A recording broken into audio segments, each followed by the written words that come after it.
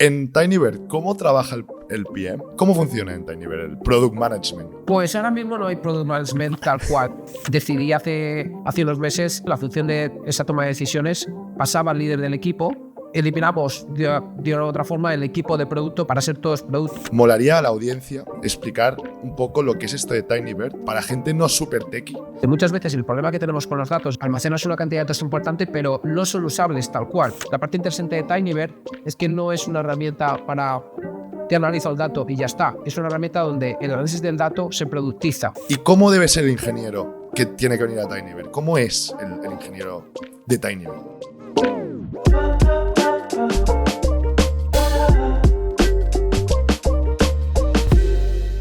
Bienvenidos una semana más al podcast de entrevista a Product Leaders. Esta semana hablamos con Javi Santana, cofundador de TinyBird, esta plataforma de datos para desarrolladores.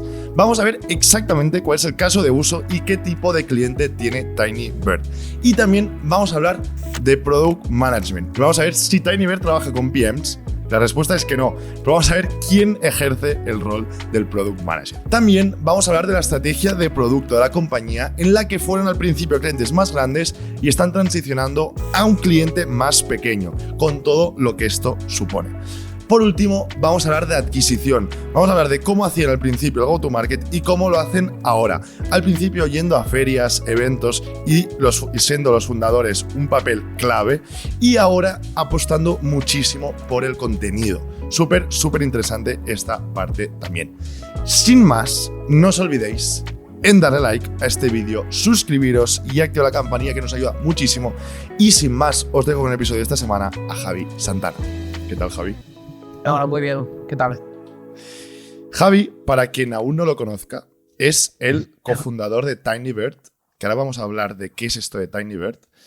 Pero también llevas muchos años en el mundo de tecnología. Viendo tu LinkedIn, has estado de CTO en Carto, has estado en BBVA, que también a lo mejor podríamos entrar un poco ahí. Has estado programador y de analista y de developer, ingeniero, lo que sea, en varias startups, ¿vale? Pero Sí. antes de ir un poco a tu historia, molaría a la audiencia explicar un poco lo que es esto de TinyBird para gente no súper techy, pero yo creo que más o menos lo podemos entender. Nada más. Todo tuyo, Javi, cuando quieras.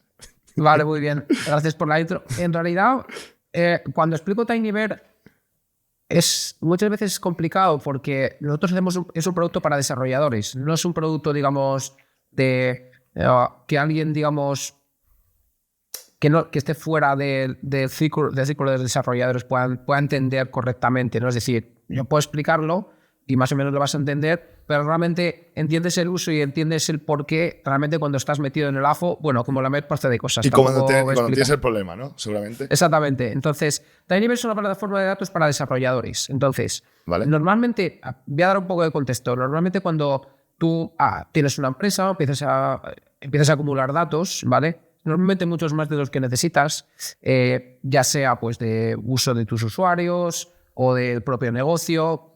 Es decir, imagínate que eres un retailer y almacenas de retailer gigante y almacenas los datos de todas tus ventas, de tracking de todos los usuarios que tienes, de cómo la gente pasa por tu web, de cómo va tu almacén. Tienes todos esos datos. Eso es una cantidad de datos bastante importante. Depende. A ver, si es un retail que vendes 5 zapatillas todos los meses, pues no. Pero si eres un retailer relativamente grande, pues tienes una cantidad de datos bastante importante. Entonces, claro, normalmente las empresas lo que hacen es, oye, yo me creo un departamento de datos, que son los que me gestionan toda esta historia, vienen los datos, la gente de negocio o de producto, o bueno, da igual, porque producto y negocio en realidad es lo mismo, ¿no? Sí. Pero la cuestión es que tienen preguntas o cosas que tienen que responder. Entonces van y solicitan la información a esa gente, ¿no? A la gente de datos habitualmente, o BI o llámalo como tú quieras. Entonces, todo eso funciona así habitualmente en las empresas. Hay empresas pequeñas que no tienen digamos, una estructura tan férrea, pero en realidad muchas empresas pequeñas ya empiezan a adoptar ese tipo de estructura porque como se lo ven a las grandes y ya sabéis que las empresas pequeñas pues apuntan siempre muy alto, seguramente más alto de lo que deben, pues al final terminan con estructuras similares. Entonces, ese es fundamentalmente el problema que resolvemos nosotros, que es, oye, te olvidas de hacer todo eso o la mayor parte de eso y tus desarrolladores, los que están haciendo tu aplicación, ya se encargan de enviar los datos donde toca, que en este caso es TinyBear, y además se encargan de exponer esos datos de forma que sean usables. Porque muchas veces el problema que tenemos con los datos es que cuando tú estás trabajando con datos, almacenas una cantidad de datos importante, pero no son usables tal cual. Y te habrá pasado 500.000 millones de veces que quieres saber, oye, me gustaría saber los usuarios del mes pasado que se han dado de alta hace 5 meses y quiero saber concretamente todos los que compraron una camiseta azul, de dónde venían y exactamente si había algo en el almacén, esas camisetas azules en el almacén o no, y tuviesen que comprar otras. Entonces, claro, normalmente hay herramientas que te ayudan a hacer todo eso, pero cuando el negocio es suficientemente grande necesitas, digamos, algo muy ad hoc y algo muy específico que resuelva, digamos, que responda a esas preguntas, ¿no? Lo que hacemos nosotros es la plataforma que permite al desarrollador construir esos productos de datos, ¿vale? Que es, oye, yo tengo un montón de datos, los meto ahí y a partir de ahí respondo preguntas de forma que los datos son usables. La parte interesante de TinyBear es que no es una herramienta para te analizo el dato y ya está. Es una herramienta donde el análisis del dato se productiza, ¿vale? Entonces mucha gente lo utiliza no solamente para analizar los datos, que también, sino además como para pues, mostrárselo a su propio cliente. Entonces, pero en resumen, en una frase, es una plataforma de datos para desarrolladores. Normalmente nos enfocamos en cantidades de datos o negocios donde la cantidad de datos es relativamente alta y donde necesitas que las cosas vayan rápido, incluso que tengas muchos datos, ¿no? Entonces ahí es donde los enfocamos un poco. ¿Qué quiere decir, o sea, cantidad de volúmenes de datos alta? Es decir, para entender el tipo de cliente y qué cantidad mueve. Es decir, o sea, la cantidad es algo muy difícil de decir, no es un número, o sea, es como preguntar cuántos gigas pesa lo que sea, ¿no? Pero, ¿qué tipo de cliente es el clave para vosotros? O sea, nosotros tenemos clientes desde gente que tiene 20 millones de registros, que son, yo qué sé, 20 gigas, vamos a poner, hasta clientes que tienen trillones de registros. Es decir, que vienen todos los días billones de registros. Entonces, cada día, diariamente. Cada día. Sí. O sea, hay gente... Piensa que ahora mismo que cualquier empresa que tenga un producto relativamente exitoso digamos, orientado al consumidor final, ¿vale? A muy poquito que envíe de lo que está haciendo cada uno de sus usuarios, automáticamente eso genera billones de registros al día. Porque que tú piensas que si en tu móvil, yo qué sé, Instagram, yo no sé lo que almacenará Instagram, seguramente en algún punto hayan levantado el pie de enviar datos, pero si tú traqueas absolutamente todo lo que haces, o sea, las fotos que clicas, donde haces el zoom para arriba y para abajo, eso se transforma en cientos de eventos por minuto. Entonces, si tú estás 1 hora en Instagram, cada usuario, si son millones de usuarios, eso genera cientos de miles, pues cientos de seguramente millones por minuto. O sea, entonces, ese es el fundamental problema que hay ahora mismo con los datos, que a nada que en cuanto pierdas un poco el rumbo y empieces a enviar más de lo que toca, se convierte en un monstruo, ¿no? Entonces, ese es el tipo de empresas que trabajamos, pero en general, cualquier tipo de empresa que tenga una cantidad razonable de datos, más de, vamos a poner 10, 15, 20 millones de registros, y que además quiera utilizarlos, digamos, operacionalizar o productizar esos datos analíticos, ese es el tipo de empresa. Tenemos empresas que pagan $3 al mes. Nuestro producto es SaaS, tú te puedes registrar y al final puedes pagar $3 a 5 o 10.000, lo que tú quieras, ¿vale? Depende de cuántos datos proceses y demás, pero hay compañías que están pagando, pues eso, $3 o 5 al mes para con 20 millones de registros y perfecto, vamos, que no hay problema, resuelve su problema y ya está.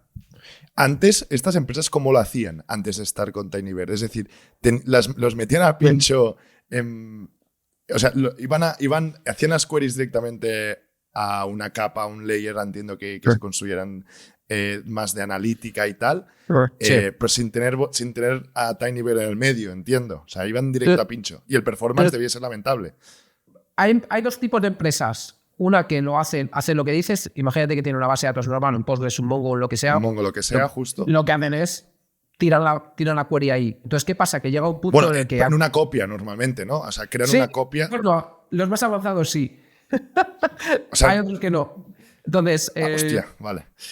Sí. sí, o sea, para explicar esto un poco, en realidad lo que suele pasar es que cuando, claro, tú tienes tu base de datos atendiendo a tu carga de producción, entonces, si tú ejecutas queries que son muy pesadas, lo que puede pasar es que tu carga de producción, o sea, tu aplicación deje de funcionar o empiece a funcionar muy bien. Te cargues la base de datos, la tumbes. Entonces, lo que sueles hacer es una réplica o una copia de esos datos para poder atacar sin reventar producción. Pero aún así, Vale. eso suele ser lento una vez empiezas a llegar a cierto volumen, ¿no? Entonces, lo que suele hacer la gente es empieza a hacer copias diariamente hacia Sí, otros sistemas. Y eso aquí hay 500 millones de sistemas. Os digo algunos que seguramente os suene, pues Snowflake, Databricks, BigQuery, Redshift, hay un montón de ellos. ¿Cuál es el problema de estos sistemas? El problema de estos sistemas es que son sistemas para procesado en batch la mayor parte de ellos. Es decir, mandas los datos, los procesas y esos datos no pueden ser usados. Estoy metiendo un poco, pero lo voy a exagerar para ponerme por los flores en mi producto. En muchas ocasiones no puedes utilizarlos directamente, tienes que luego exportarlos a otro sistema para poder productizarlos, lo cual A es un un Metabase, peñazo. por ejemplo. A un Metabase de turno. Sí, o sea, en realidad es antes de Metabase, si quieres que vaya rápido, lo tienes que exportar otra vez a Postgres, a Mongo, MySQL, cualquier otro tipo de base de datos que vaya rápido, ¿no? Que esté pensada para ejecutar queries rápido. Y luego ya conectas un Metabase o conectas cualquier tipo de BI o herramienta, ¿no?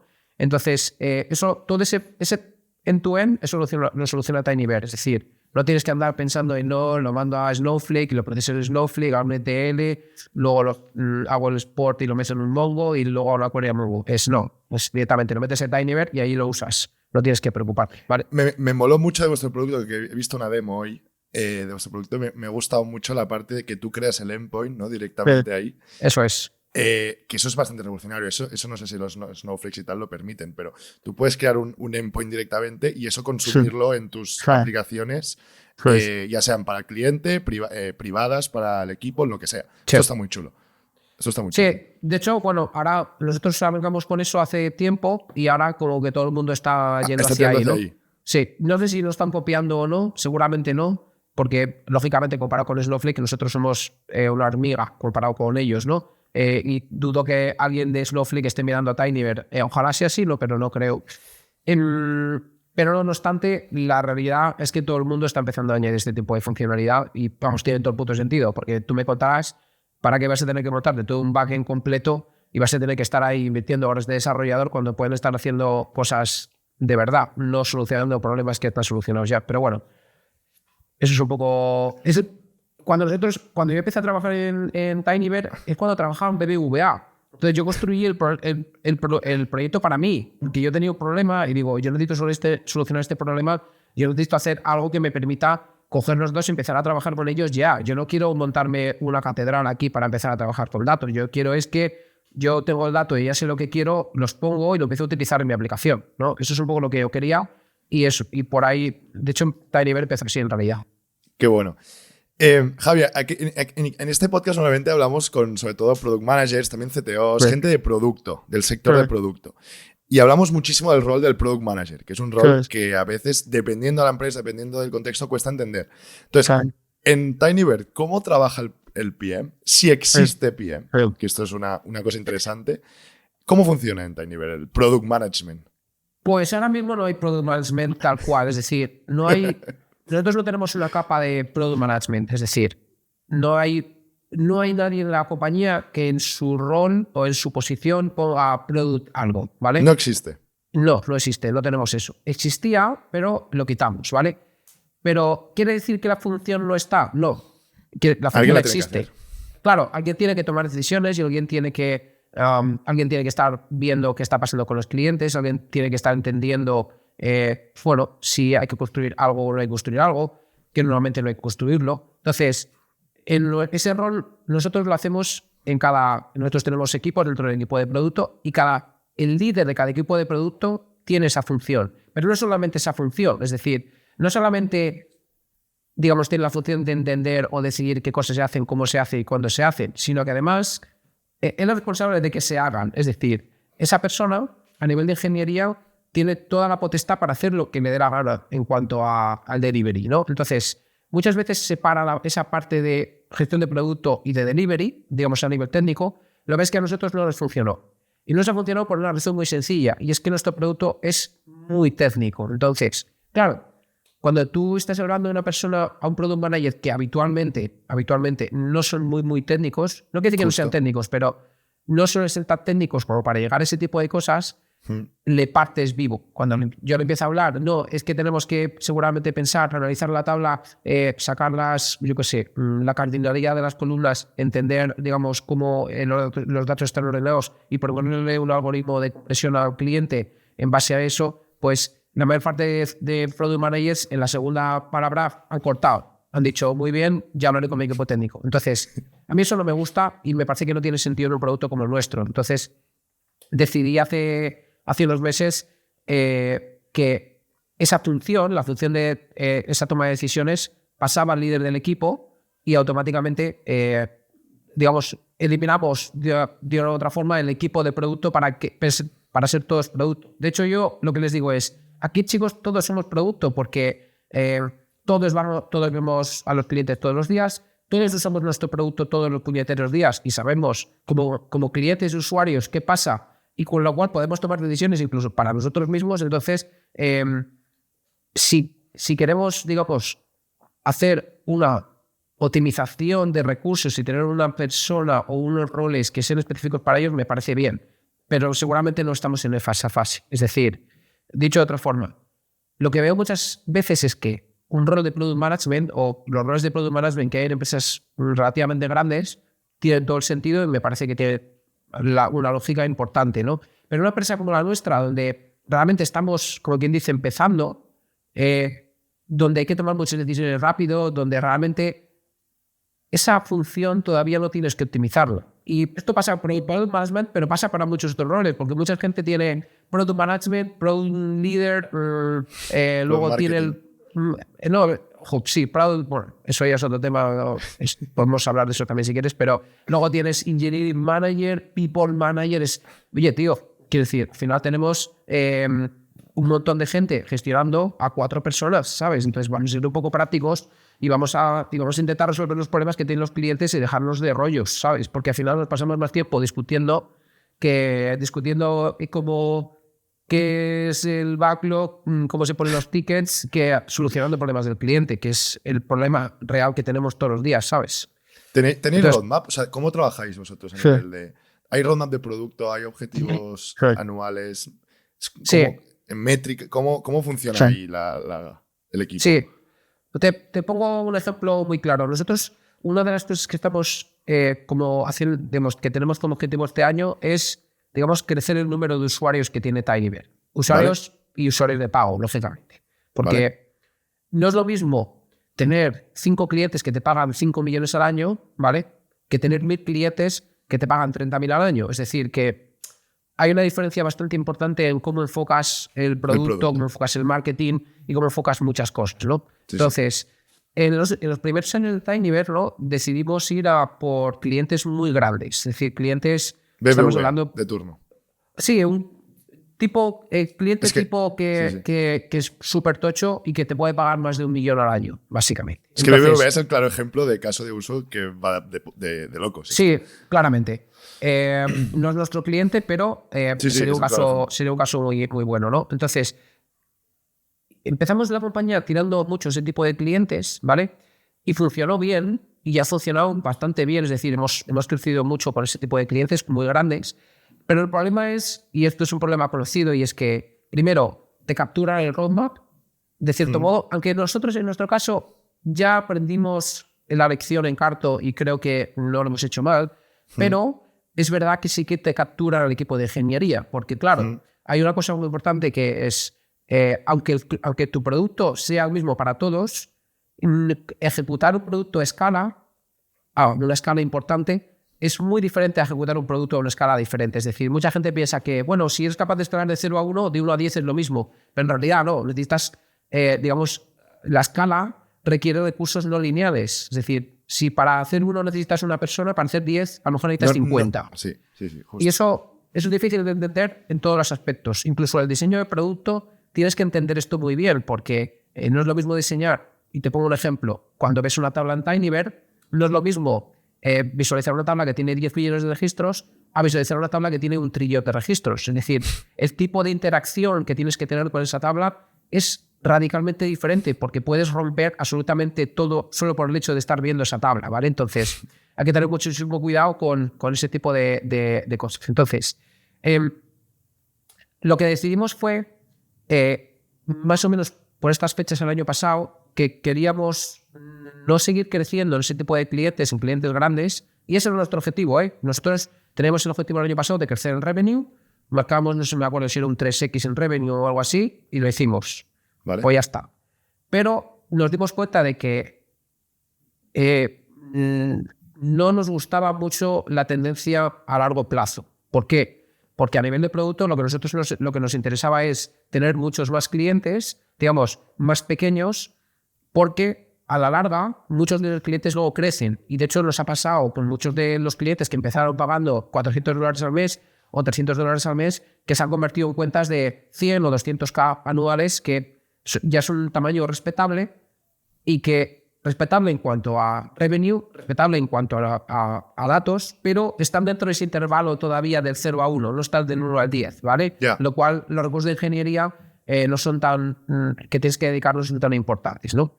Entonces decidimos un poco a principio de año, vamos a cambiar un poco el mindset y vamos a tirar un poquito más a crecer en cuanto al número de clientes. Entonces, claro, eso cambia toda la jugada esto, ¿eh? Cambia toda la jugada, desde el producto, desde el marketing, las ventas, es decir, absolutamente todo el cambia. Post-sale también, entiendo.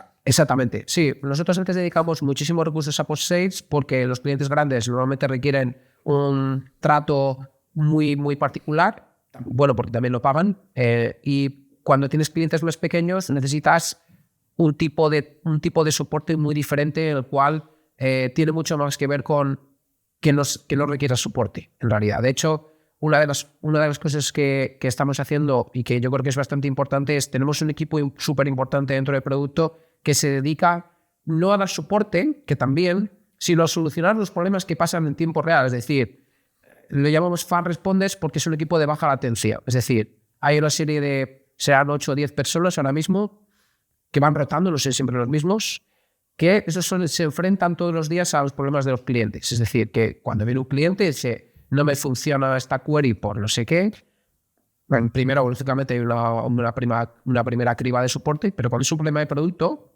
directamente esa gente llega y dice, entran ahí a ver qué te ha pasado. Y se están pegando con el cliente, es decir, que son gente que pelea con el cliente y dice, pues explícame, vamos a hacer una reunión, vamos a ver qué pasa aquí.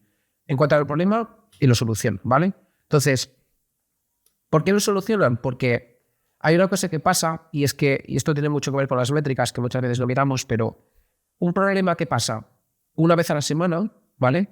Y que te requiere, pues, yo qué sé, 1 hora, 2 horas de ingeniería para desbloquearlo, no para solucionarlo. Si pasa 4 veces al mes, pues ya son 8 horas de ingeniería, ¿vale? Y eso básicamente es un día completo de un ingeniero, que en realidad, claro, un ingeniero tiene días al mes en nuestra compañía, aproximadamente unos 15 días reales de trabajo. Porque primero la gente tiene vacaciones, como es lo más lógico del mundo, la gente se pone enferma, como es lo más lógico del mundo. Nosotros tenemos vacaciones extras además, luego hay días que tienen que estar en un call, digamos, atendiendo a cosas que pasan. De hecho, yo estoy en un call dentro de 1 hora. Y claro, eso reduce la cantidad de horas de ingeniero que tienes. Entonces, si tú vas a invertir un día de ingeniero al mes en un problema, automáticamente, al cabo de 5 meses, si siguen apareciendo esos problemas y no los solucionas, tu equipo de ingeniería está sumergido en la miseria todos los días, ¿no? Entonces, por eso damos tanta importancia a intentar solucionar las cosas que pasan, esas pequeñas mierdecillas que pasan todos los días, le damos mucha importancia a eso para evitar que eso se convierta en una masa gigante de problemas que te tiene sumido en la miseria de continuo, ¿no?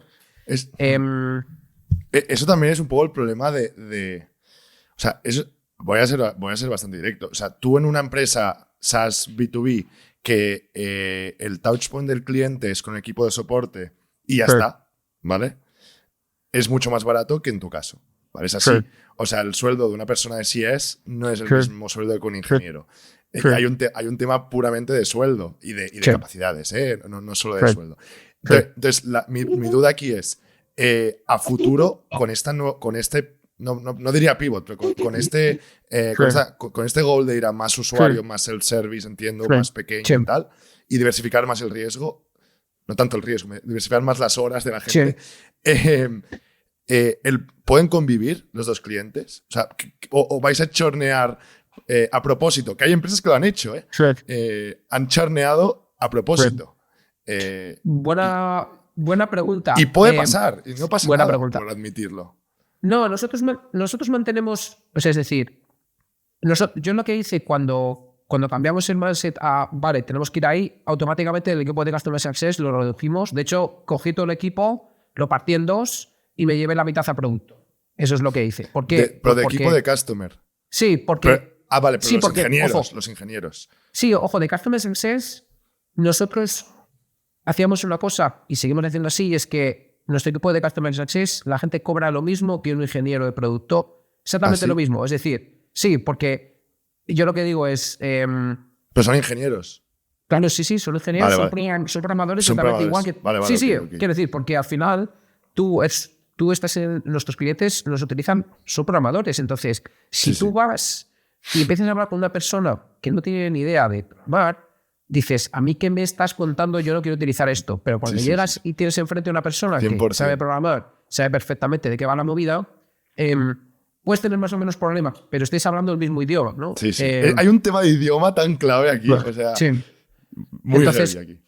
Pues, pero yo creo que pasa igual en otros sectores. Es decir, si tú estás vendiendo un producto para banca, seguramente tendrás que contratar gente, para banca me refiero, yo qué sé, para inversores, yo qué sé. Pues tendrás que hablar el idioma del inversor, porque si el tío te dice, no, el tipo de interés anual no sé cuántos es lo que sea y no sabes lo que te está hablando, pues a lo mejor estás totalmente vendido, ¿no? Pues esto es exactamente igual. Cuando llegas a hablar con nosotros y te están preguntando sobre qué es un fichero Parquet y no sabes lo que es, pues dices, ¿por qué me estás contando? No tiene sentido que estemos aquí hablando, ¿no? Entonces, bueno, eso es por ahí un poco por donde van los tiros. Entonces, nosotros no invertimos, nosotros gastamos el mismo dinero en una persona Customer Success que en producto. Vale. Es lo mismo, ¿vale? Ok.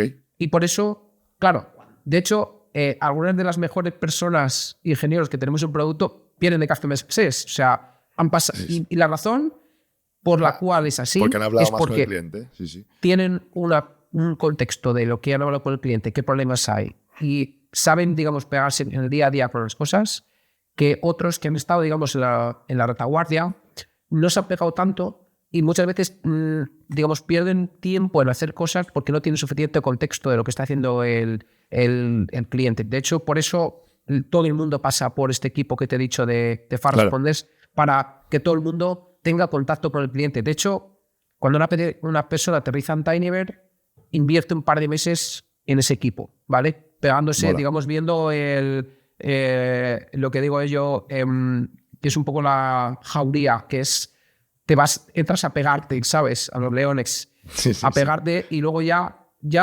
encontrarás tu momento tranquilo, pero de momento a primero pegarte. Pégate. Sí, eso es. Entonces, Javi, volviendo a la pregunta, ¿pueden convivir los dos clients? Sí, nosotros ahora mismo están conviviendo. También es verdad que, claro, los clientes que tenemos grandes también llevan relativamente bastante tiempo, y más o menos ya tenemos, digamos, un flujo de trabajo establecido y tal. Entonces, lógicamente no vamos a decir a los clientes antiguos, oye, bueno, chavales, hasta luego, porque, bueno, hay un revenue ahí que es importante y también son equipos que nos ayudan a ver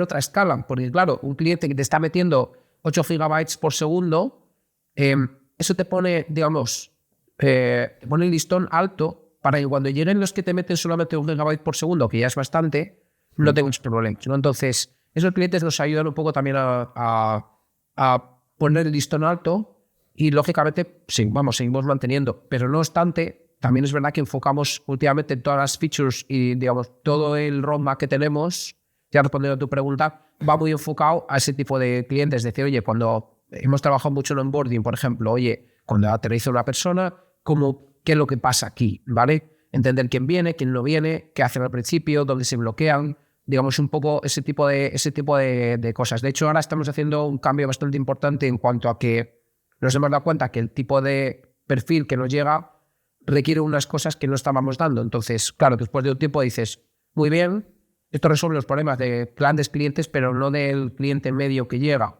Entonces, bueno, pues se exige cambiar muchas cosas en el roadmap, ser más rápido, analizar mucho. A mí no me gusta analizar métricas, la verdad, me parece un ejercicio bastante malo, depende de qué escala, ¿vale? Ahora explicaré lo que hago, pero... Y trabajando con datos, ¿eh? Sí, ahora explica. O sea, yo sigo trabajando con datos, pero a mí me gusta ver mucho el micro antes de pasar al macro, porque el macro, mirando, cuando tú empiezas a analizar datos, por muy buenos que tengas, muy bien hechos que tengan los histogramas, pierdes el grano fino, ¿vale? Pierdes el tacto, que digo yo. Entonces, muchas veces, mirar el grano gordo está bien, oye, tiene sentido decir, oye, ¿los clientes van subiendo? Sí, hay una buena progresión, vemos que va subiendo y eso es buena señal. Ahora, ¿por qué sube? ¿Qué es lo que pasa ahí? ¿Qué está pasando? Claro, porque esta persona empieza a pagar y pone su tarjeta de crédito. Yo miro mucho eso, es decir, oye, cuando hay alguien que llega y ha dicho, voy a poner mi tarjeta de crédito, ¿por qué lo ha hecho? Porque cuando alguien ha ido a mirar actualizar a Pro y lo ha actualizado, ¿por qué no lo ha hecho? ¿Por qué lo ha actualizado? ¿Es porque estaba mirando curioseando? ¿Es porque no resolvía su problema? Entonces, claro, eso a escala, pues puedes ver a escala. Es decir, pues sí, un 30% de los que entraron no han hecho update a Pro. Vale, pero ¿por qué? Sí, vamos a ver quién era el que ha entrado ahí, vamos a entenderlo y tal. Entonces, nosotros estamos en una escala donde todavía podemos hacer eso. No con todos, sería demasiado. Bueno, con algunos yo sí puedo pararme a pensar cómo hacerlo. De hecho, como tampoco tengo mucho tiempo, lo que utilizo son LLMs para que me den un poco el detalle de lo que pasa con los clientes y ayudan bastante. ¿Cómo va esto? A ver, Javi, esto me interesa. Pues esto es mucho más fácil de lo que parece, ¿no? Yo lo que hago es... Nosotros utilizamos nuestro producto para traquear nuestro propio producto. Es decir, cuando entras a Tinybear y empiezas a hacer cosas, nosotros vamos enviando eventos de uso hacia nuestro producto. También los enviamos a otros sistemas, ¿no? Que son más estándar, donde gente de marketing y demás están más acostumbrados a trabajar. Pero a mí me gusta tener el dato en crudo. Entonces, con el dato en crudo, lo que hago es cojo, y esto suena muy bruto, pero funciona muy bien, cojo todos esos eventos que se han enviado en crudo, tal cual. O sea, que sea para una persona o para un workspace, que es el mínimo espacio de trabajo dentro de Tinybear.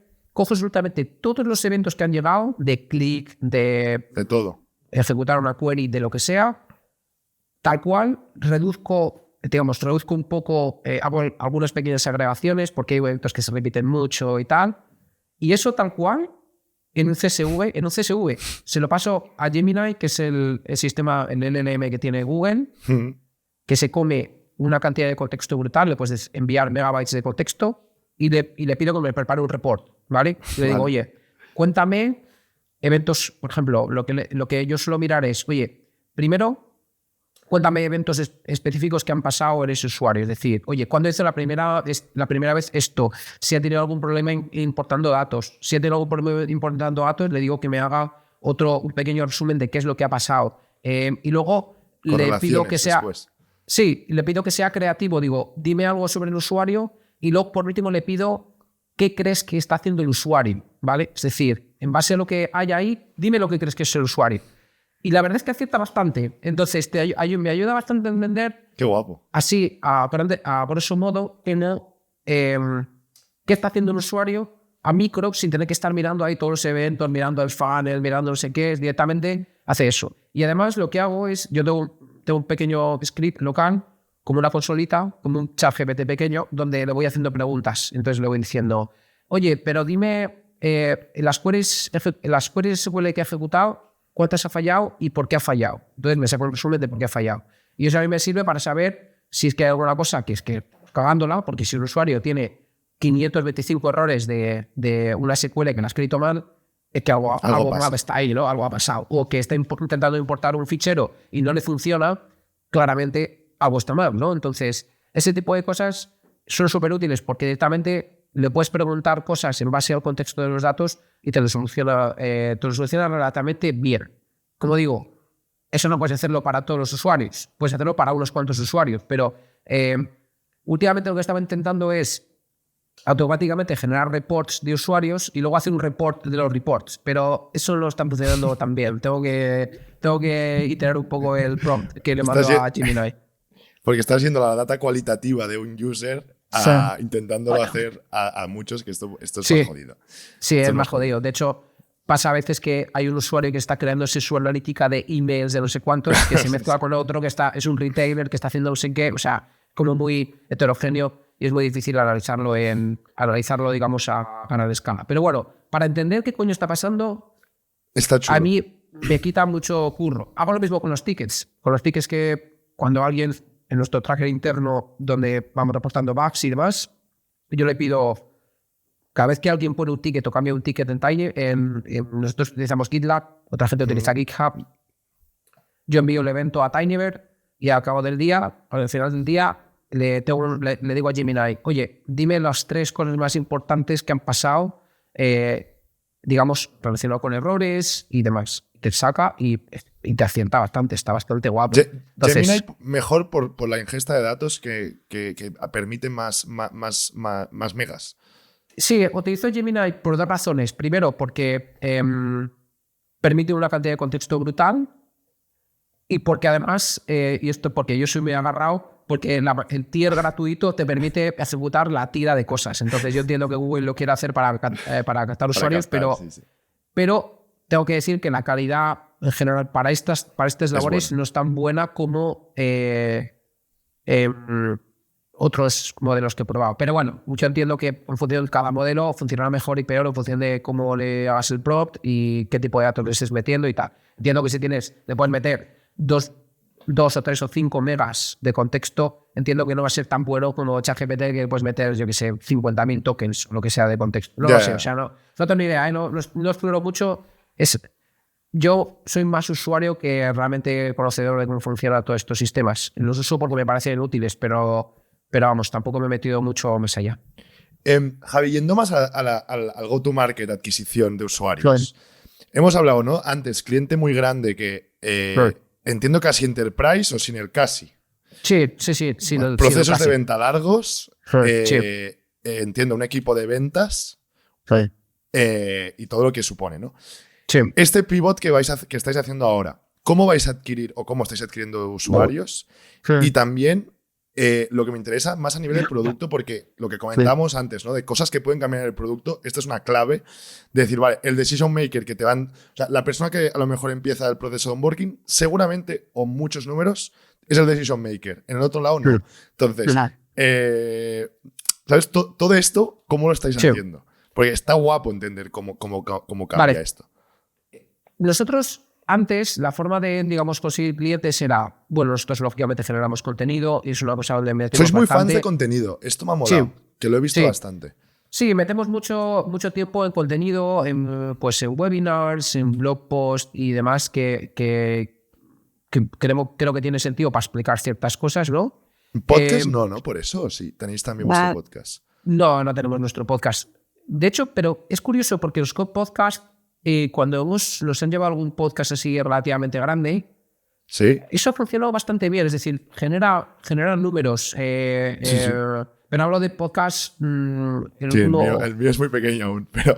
Hablo de podcast de Engineering Podcast, o yo lo recuerdo, por lo cual fuimos por allí y tuvo bastante éxito. Pero básicamente el sistema de adquisición en realidad no es que sea igual, pero digamos la forma como entras es similar. Es decir, al final hay un desarrollador allí que dice, tengo un problema, ostras, voy a probar esto, ostras, me encaja. Y entonces, cuando es una compañía pequeña, ese mismo desarrollador toma la decisión. Cuando es una compañía grande, normalmente está en un equipo y tiene que convencer a alguien para que lo compre, ¿vale? Justo. Pero la realidad es que ahora mismo en un producto como este es el desarrollador el que tiene el 80% de la palanca de eso. Es decir, como el desarrollador no quiera utilizar Tinybird, ya puede estar tu jefe encantado con Tinybird y deseando utilizarlo, que no va a pasar. Ya te digo. Es muy chulo. No pasa. Esto es chulo también en los productos tan techis. chulo y también no chulo, porque el desarrollador tal cual se enamora de ti, tal cual tan fácil también se desenamora de ti. O sea, pero tiene todo el poder y es es bottoms up, en plan, no tienes que ir al CTO, no hace falta ir al CTO, tienes que ir al tío que lo está programando. A ver, al CTO, cuidado, porque el CTO como te cruce, ¿sabes? Tampoco entras. Entonces, sí, pero si el desarrollador quiere eso, sí, ¿no? Es que... Como el desarrollador quiera... ya está. O sea, ya está hecho. El CTO no decide aquí. O sea. Sí, entonces, la diferencia que hay entre un cliente tocho y un cliente pequeño, en nuestro caso, repito, que seguramente no es extrapolable, es la cantidad de horas que tienes que meter en el cierre del deal, ¿vale? Un cliente pequeño normalmente aterriza, empieza todo este TinyBear, hace un caso de uso, lo ve, mete su tarjeta y crece, ¿vale? Puedes tú, digamos, atacar a ese usuario, no atacarle literalmente, lógicamente, sino que puedes hablar con ese usuario y hacer que crezca más rápido proponiéndole cosas, haciéndole cosas, pero en general crecen, ¿vale? O van metiendo casos de uso nuevos. En el modo Enterprise, normalmente el cierre tarda mucho más porque, primero, son casos de uso mucho más grandes, hay muchas más personas y departamentos implicados en todo. Y gente que no tiene ni idea también, seguramente. Gente que no tiene ni idea. Pero nosotros utilizamos una técnica que es la técnica de vamos a muerte, que es, oye, ¿qué problema tienes? Es que a lo mejor te dicen, no, es que va a ser difícil resolver y tal, y decimos, no te preocupes. Nosotros entramos y te ayudamos a resolver el caso. Entonces, como, claro, la gente de Customer Success o Data Engineering, que son los que se dedican o pre-sales, da igual, son todos los mismos. Esa gente, como es tan buena, pues entra allí y es capaz de solucionar el caso de uso. Entonces, lo que nosotros hacemos es la técnica de atacamos por abajo, en el sentido de que resolvemos el caso de uso. Entonces, cuando el caso de uso casi está en producción, entonces ya empezamos a hablar con la parte de negocio. En paralelo, lógicamente, hay conversaciones de, oye, ¿cuánto cuesta esto? Todo, vamos, lo habitual, ¿no? Oye, ¿cómo es el soporte? ¿Tenéis seguridad? Todo este tipo de cosas que necesitas. Pero, como esté casi en producción, en realidad, la parte de cerrar el deal es como digo yo, negociar el precio, por decirlo de alguna forma, que es, oye, tú ya vas y oye, esto está funcionando que es en producción. Entonces, no hay mucho más que rascar. Simplemente hay que entender cuánto va a costar esto, planificar a un año, decir, oye, esto va a costar tanto al año, se cierra un contrato, buenas condiciones, y a partir de ahí ya mantenemos una relación con el cliente relativamente estrecha, ¿no? De hecho, bastante estrecha normalmente. ¿Os dejan entrar rápido? O sea, ¿os dejan entrar fácil? Esto que has dicho, entramos y solucionamos. No me parece fácil ese punto de entrar, de abrir la puerta.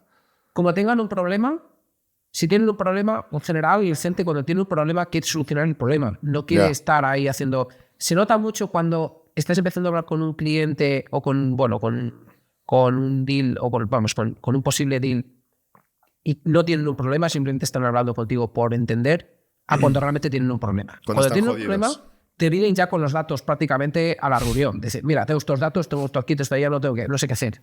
O sé qué hacer, pero esto me falla, o esto me va lento, o lo que sea. Entonces ya es cuando dices, vale, no te preocupes, entonces se puede hacer así, asado, ¿vale? O sea, yo me he pegado, el último deal grande que cerramos, yo me he pegado desde enero, 8 meses me he pegado, pegándome con el caso de uso hasta que lo hemos conseguido resolver, porque era un caso de uso muy, muy complicado. 8 meses para cerrar el deal, ¿eh?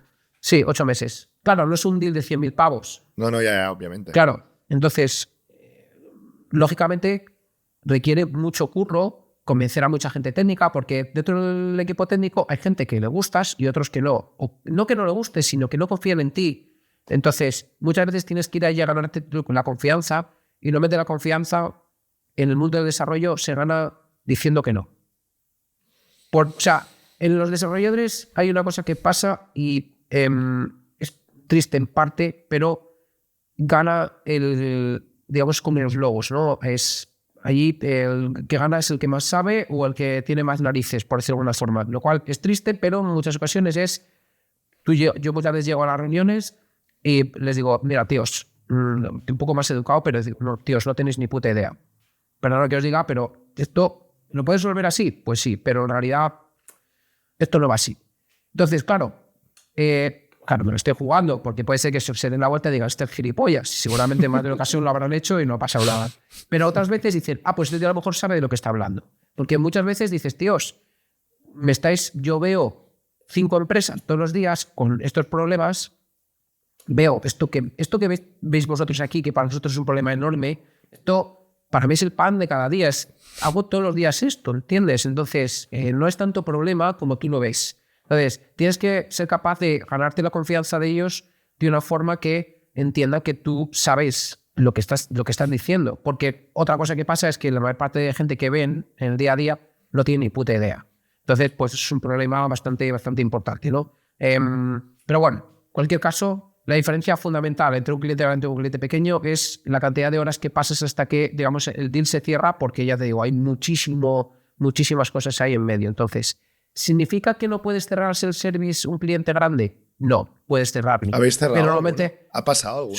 Sí, ha pasado muchas veces. La típica, muchas veces. Alguna vez, varias veces al año, que el típico cliente que empezó en febrero del 2022 metió un caso de uso y de repente esa empresa ahora es un empresote y tú estás ahí metido hasta el core de la aplicación, ¿sabes? Y dices, pero bueno, y eso ha pasado. De hecho, lo que nos llevó a cambiar, digamos, un poco el mindset de empezar a tirar a más clientes más pequeños es que nosotros no estábamos haciendo ni puto caso al SaaS, al self-service, pero los números iban creciendo y cada vez la gente metía más tarjeta y cada vez más usuarios. Y dices, pero coño, si no estamos aquí invirtiendo prácticamente nada, ¿cómo es posible que esto crezca? ¿Sabes? Entonces, claro, empezamos a mirar y vimos que mucha gente quiere hacer su caso de uso, pero no quiere hablar contigo. Quiere resolver su problema y que le dejes en paz. No quiere hablar con nadie de ventas, ni nadie de engineering, ni nada por el estilo. Quieren solucionar su movida. Entonces, es cuando nos dimos cuenta, digo, pero coño, estamos gilipollas, estaba esto creciendo todo el rato, aquí no estamos haciendo ni caso, hay que ser un poco gilipollas. Y es cuando un poco ahí nos dimos cuenta de que quizá no estamos invirtiendo el tiempo de la forma más inteligente posible en cuanto a pues, el producto, go-to-market, toda la cadena de marketing, ventas, producto, todo. El equipo de ventas y demás es el mismo ahora, es decir, ¿y cómo adquirís? O sea, ¿cuál es vuestro, cómo os conoce la gente realmente? O sea, vale. ¿Es ventas pura y dura o hay algún canal ahí que no conocemos? Vale, nosotros lo que hacemos es, lo que hacíamos al principio es, primero, contenido, eso no hemos dejado de hacer nunca. ¿Qué tipo de contenido hacéis exactamente para que la gente sobre todo, lo entienda? Contenido relacionado normalmente es contenido técnico de cómo solucionar cosas. Por ejemplo, oye, ¿vale? Si tienes DynamoDB, cómo solucionar cuando tienes muchos datos, no sé qué, pues aquí, boom. Entonces, y YouTube, y lo enviáis a YouTube, ¿no? Sí, eso es. Entonces, lo último que hemos hecho, por ejemplo, que hemos sacado un conector a DynamoDB, que para los que no lo sepan, es una base de datos que tiene Amazon, que utiliza, es bastante conocida y bastante usada. Pues tenemos un conector para poder correr analíticas sobre los datos que tienes allí, ¿no? Entonces, lo que hicimos fue empezar a hablar de Dynamo todo el rato, todo el puto rato de Dynamo, blog posts y tal. Al final contactamos con la gente que era conocida en el mundillo de Dynamo, hemos hecho webinars, básicamente.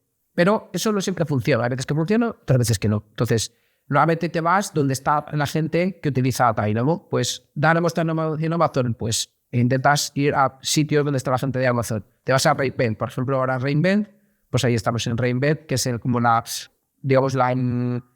conferencia más importante de Amazon. Pues te gastas ahí un pastizal en poner un booth y vas allí. De hecho, muy al principio lo que nos funcionó mucho y bien fue la adquisición en las ferias. Es decir, tú te ibas allí, empiezas a hablar con la gente y funcionaba muy bien.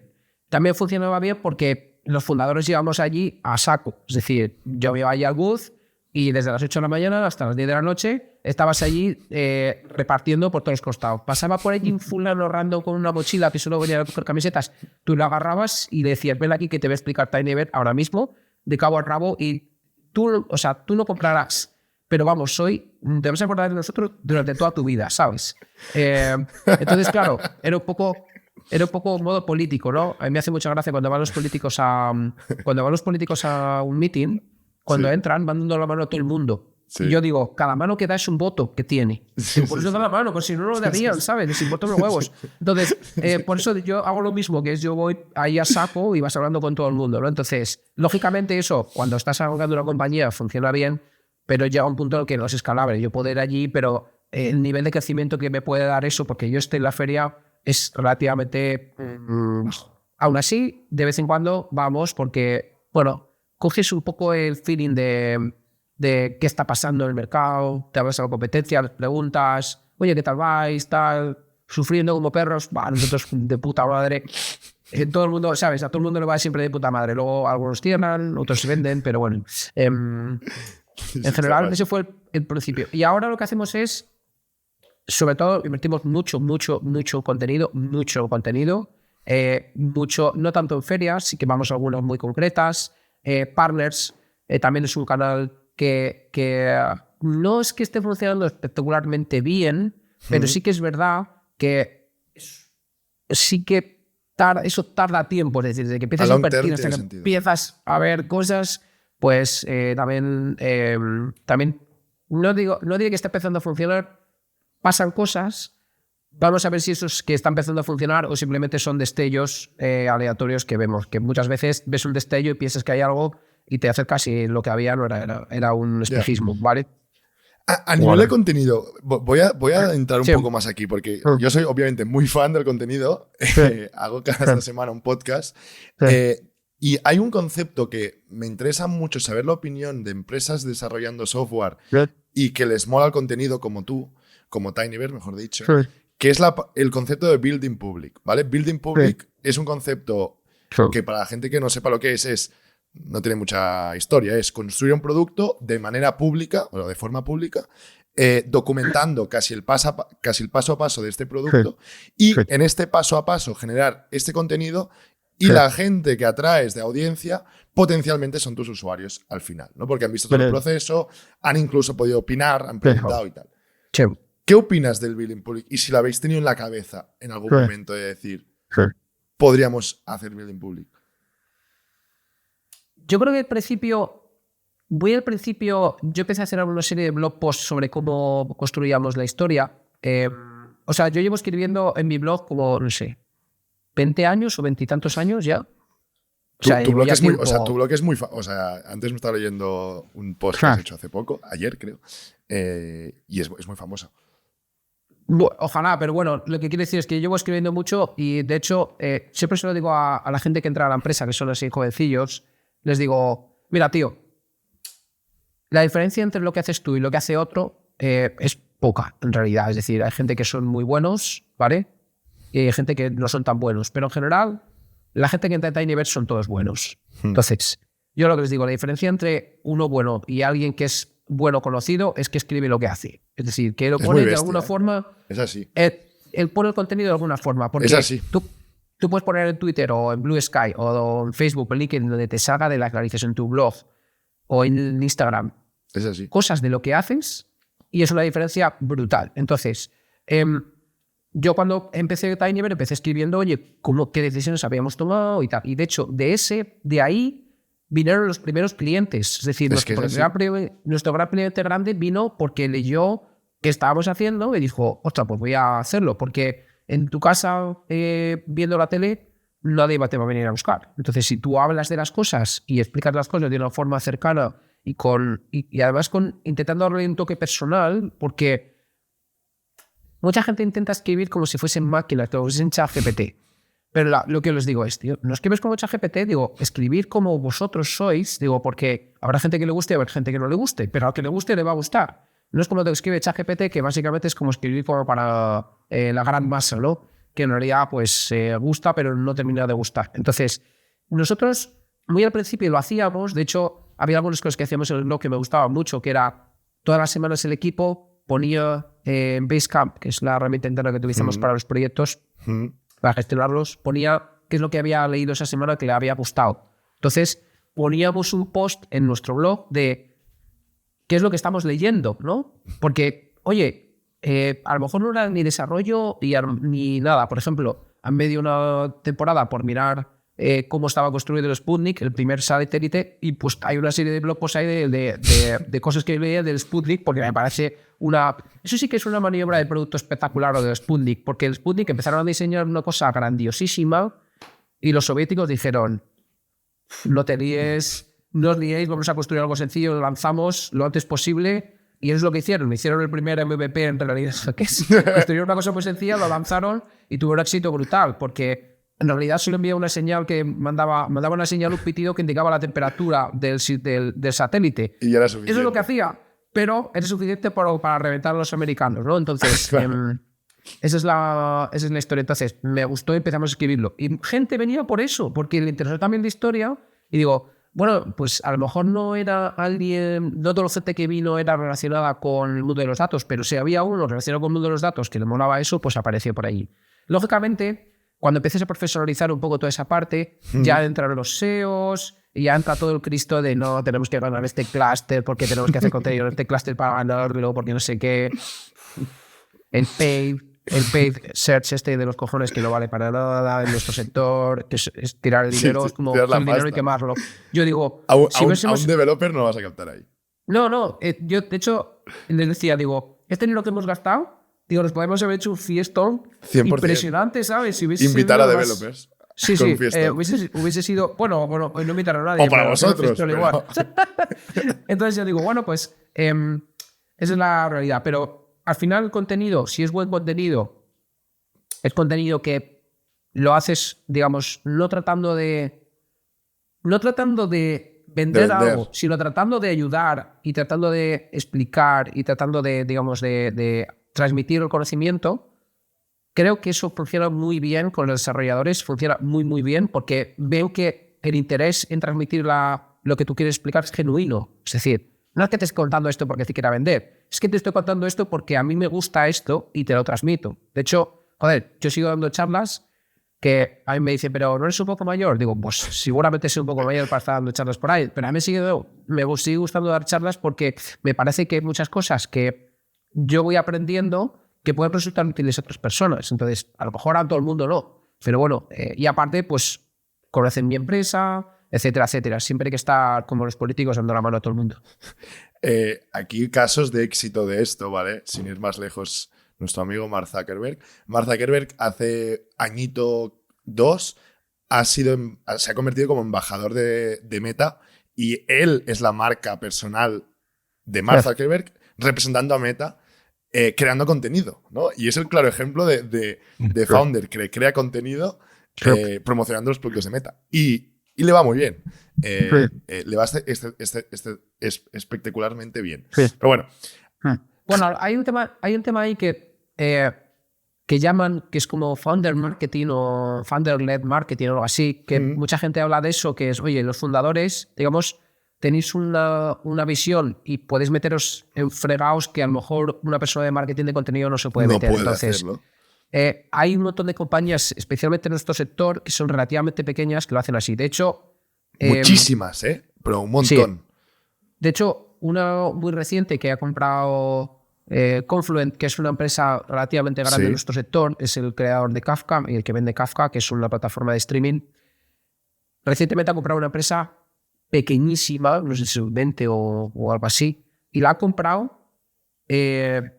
No tengo pruebas, pero tampoco tengo dudas por un blog post que escribió su founder. ¿En serio? Por un post donde decía, veréis, todo lo que habéis estado viendo hasta ahora de Kafka no tiene ningún sentido, esta es la vía. Es la vía. Entonces creo que... ¿Cómo se llama? La compañía. Sí, no lo sé. La compañía se llama WarpStream. WarpStream. Lo vamos a poner en los comentarios. Y escribieron un blog post que fue bastante sonado y que yo creo que hizo bastante daño a Confluent en cuanto a modelo de pricing, modelo tecnológico y demás, y las han comprado. Se han quitado el problema en medio con dinero y ya está, que me parece bien, ¿eh? O sea, esos fundadores han sido muy inteligentes en cómo el producto que han construido y cómo lo han explicado. Sí. Ojalá tuviese esa visión. Bueno, no estás tan lejos, Javi. Ojalá. Ya para ir acabando, que llevamos casi una hora de entrevista, ¿vale? Tengo solo 2 dudas. La primera duda que tengo es cómo es el equipo de TinyBird, no solo cómo es el equipo, sino cómo es. Ya se ve desde fuera que es un equipo techie, ¿no? O sea, de gente de tecnología. Y para mí debe ser difícil alguien que no sea tecnología trabajar en TinyBird, desde fuera es lo que me imagino. No tiene que ser fácil, ¿vale? No es fácil. No tiene que ser fácil. Por una cultura tan fuerte de ingeniería no tiene que ser fácil. No es fácil. Mi duda es, uno, no sé si estáis fichando gente, que creo que ya me dijisteis que sí, pero lo teníais bastante solucionado. ¿Y cómo debe ser el ingeniero que tiene que venir a TinyBird? ¿Cómo es el ingeniero de TinyBird? 4 skills, 4 cosas que dirías. Este es el ingeniero. Pues mira, el problema es que... Ingeniero o ingeniera, importante. Sí, yo tengo muchas peleas con esta movida muchas veces, ¿no? Porque me pregunta algún líder del equipo, vale, ¿qué buscamos? ¿Qué buscamos para esto? Y yo le digo, mira, esto es un puzzle, ¿qué pieza te falta? Entonces, porque claro, mucha gente piensa que los equipos funcionan bien porque alguien sea muy bueno o alguien sea muy malo. Y en realidad el equipo funciona bien por cómo encajan las piezas. Es decir, si tú tienes un equipo donde todos son unos carabolis de cojones, donde son muy tímidos, donde no son capaces de hablar de lo que están haciendo, por muy buenos que sean, ese equipo no va a funcionar. O es raro que funcione. Ahora, si tienes una mezcla de gente un poco más extrovertida, un poco más cercana de producto, un poquito más alejada del producto, más técnico, tal, que se encajan bien, que conjugan bien, que se llevan bien, que esto también, nuevamente, últimamente está como muy mal visto que la gente se lleve bien el trabajo. La gente que se lleva bien el trabajo funcionan como un tiro. Sí, y si además salen fuera por ahí y se quieren tomar unas Coca-Colas, pues perfecto, también mejor, porque van a funcionar mucho mejor. Entonces, la gente piensa, no, yo es que el trabajo no voy a hacer amigos. Hombre, claro que no. Pero si los haces, mejor, ¿no? Tampoco pasa nada por hacer amigos, ¿sabes? Que no es malo, ¿no? Entonces, la realidad es que la gente que mejor funciona es la gente que encaja en el equipo. Es decir, es muy difícil. No hemos hablado ni de React, ni de Java, ni de C, ni de Kafka, ni de nada. Hemos hablado de personas. Yo en las entrevistas que Está hago... guapo, ¿eh? Es que no pregunto ni si han estudiado. Es que me da igual. Es que me da exactamente igual si han estudiado, me da igual lo que hayan programado. Me da exactamente igual. De hecho, las entrevistas que hacemos de programación son un problema de 3 líneas que tú lo resuelves como quieres. Es decir, el problema en realidad ni está definido. Es un problema indefinido porque la realidad es que cuando viene un cliente, no te viene con un cliente y te dice, no, mira, tengo estos datos y esta query solamente tienes que hacer. No. Te viene con una movida que no tienes ni idea del 80% de las cosas. Entonces tú tienes que ir preguntando y cerrando el problema para solucionar ese problema. Y el problema que soluciona una persona y otra es muy diferente. Entonces, ese es el tipo de entrevistas que hago yo, porque me parece que tiene mucho sentido que estemos en un entorno donde las cosas estén poco definidas. ¿Cuál es el problema de todo esto? Y perdonad el rant, y es que cuando tú estás en la universidad o en el colegio, de hecho, mi hija tiene 6 años, está empezando a hacer exámenes ahora mismo, y los exámenes son... lo que digo yo es una caja con agujeros donde tienes que meter piezas.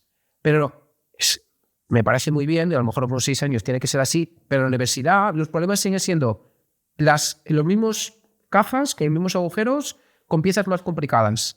Pero en realidad la gente no entiende que los problemas los tiene que definir ellos, es decir, que luego te tienes que buscar la vida. Entonces, es un problemón que tenemos a nivel cultural, que es que pensamos que tú te vas a trabajar en una empresa y tú tienes una serie de tickets que tienes que solucionar y en realidad es una serie de problemas súper abiertos a los que tienes que enfrentar y dar soluciones. Y eso es el tipo de persona que yo busco, que es personas que no tengan miedo a enfrentarse a esto. Y luego, lógicamente, buscas otra serie de cosas, que sean gente que no sean adversas al cambio. Mucha gente dice, no, quiero trabajar en una startup, pero en realidad lo que quieren trabajar es para IBM. ¿Vale? Dices, no, tú no quieres trabajar para una startup, porque en una startup muchas veces cambian las cosas de un día para otro. La semana pasada ha aparecido esto de Anthropic MCP Server, que es para comunicar digamos, un LLM local con otras cosas, con un buscador o con tu desktop o lo que sea. Y dijimos, ostras, pues vamos a probar. Vamos a probarlo, vamos a hacer un contenido de eso. Y hemos hecho contenido y estamos en todas las listas ahí de proveedores de servidores MCP. Ahí estamos. Entonces, Y eso no viene en el roadmap, eso no está puesto ahí, eso salta una liebre y vas a por ella. Entonces, mucha gente no puede vivir ahí, no pasa nada. Cada uno hacemos bien una cosa o varias cosas y algunas mal. Entonces es lo que yo busco. Y luego, otra cosa que sigue el hilo de este podcast, gente que tiene mentalidad de producto.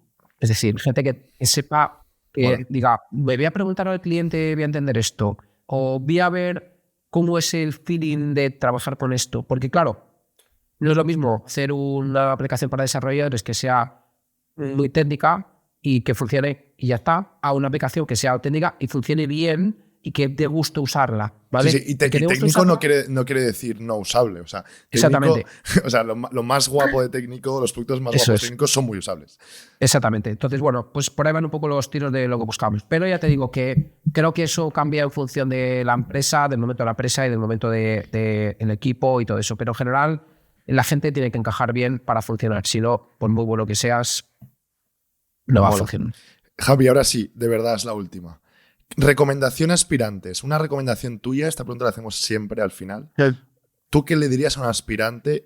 Claro, nosotros normalmente preguntamos a aspirantes a Product Management, pero en tu caso, aspirantes a ingenieros, ¿qué les dirías? ¿Qué le dirías a ti saliendo de la uni?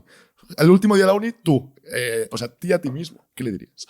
Para mí, aspirante, quiero decir, para mí el aspirante ingeniero, aspirante a Product Manager o aspirante al rol que tú quieras, creo que empieza todo por el mismo sitio, que es, oye, vas a tener que, y con todos los respetos, comer mucha mierda. Cuanto antes empieces a comer mierda, mejor. Es decir, cuanto antes empieces a meterte en líos, en entender cosas, en hacer cosas, porque el que hace cosas se mete en líos, encuentra problemas. Entonces, cuanto antes empieces a eso, antes vas a encontrar el sitio donde tienes que estar y el sitio donde quieres estar. Entonces, yo no creo que un Product Manager se cree de la noche a la mañana. Yo creo que tienen que pasar por una serie de etapas, tienen que entender una serie de cosas, tienen que comerse un montón de marrones, tienen que entender un huevazo de cosas, entender bien negocio, entender bien cómo funciona un equipo técnico, entender bien cómo, digamos, funciona un equipo de producto.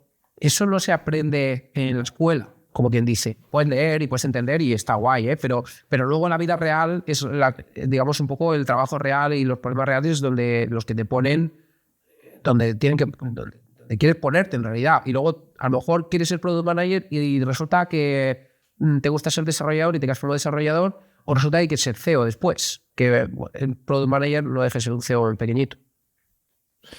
Muy de acuerdo, Javi.